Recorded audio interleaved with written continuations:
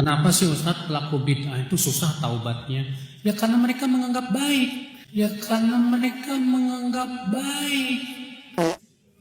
Selama mereka menganggap baik nggak bakalan taubat.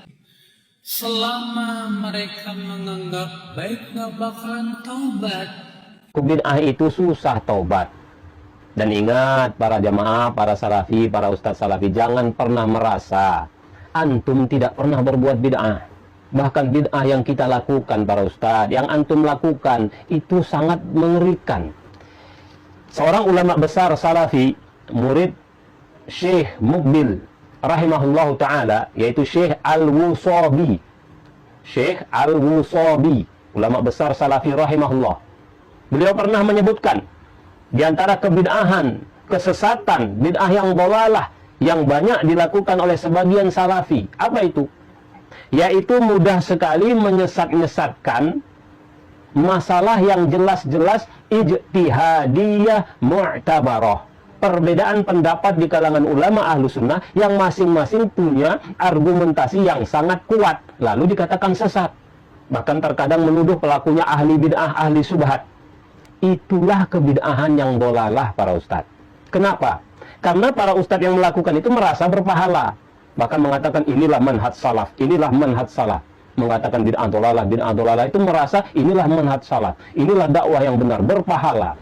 Dan Nabi tidak pernah ajarkan sama sekali. Tolong para ustadz, para salafi, tolong kirimkan dalil bolehnya menyesat-nyesatkan, bahkan mensyirikkan amalan umat Islam yang jelas-jelas ijtihadiyah mu'tabarah, jelas-jelas perbedaan pendapat yang kuat di antara sama-sama ahlus sunnah. Tolong bawakan dalilnya bahwa boleh menyesat-nyesatkan masalah itu.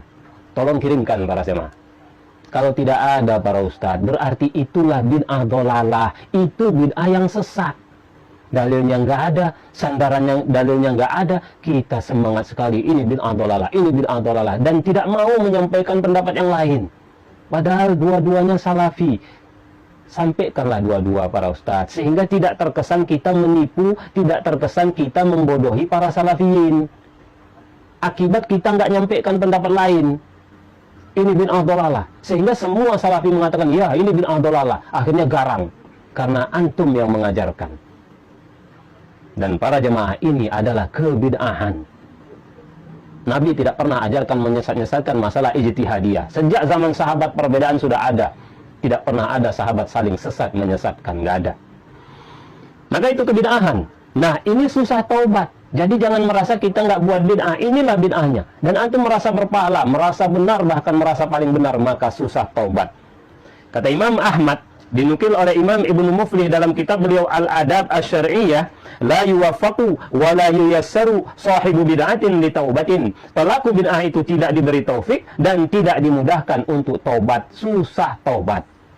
Kenapa para jemaah susah taubat? Kata Imam Ibnu Taimiyah juga dalam kitab Al-Adab Asy-Syar'iyyah, Ibnu Muflih, kata beliau, li'anna i'tiqadahu lidzalika yad'uhu ila alla yanzura nadhran tamman ila dalil khilafihi. Karena keyakinan orang yang berbuat bid'ah tadi menyebabkan dia tidak mau melihat dengan penglihatan yang sempurna kepada dalil yang menyelisihinya.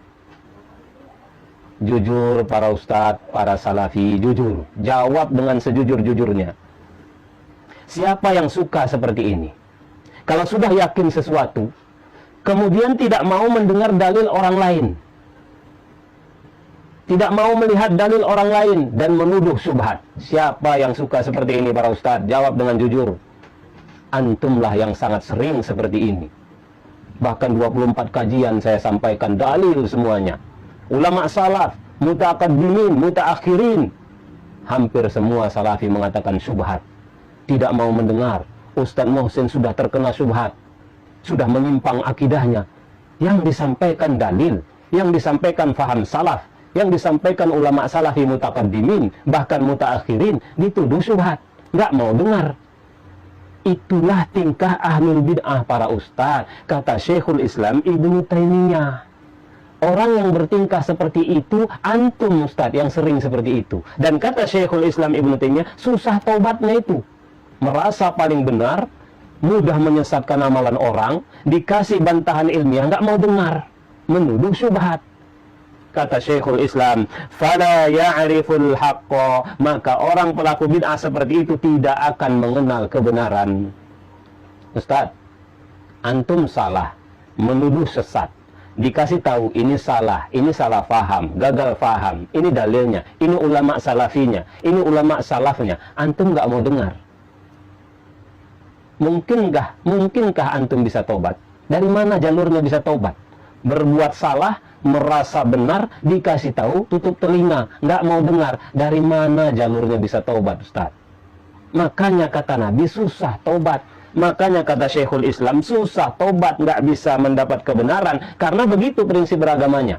Merasa paling benar, menyesat-nyesatkan orang, dikasih tahu dalil, tak mau terima.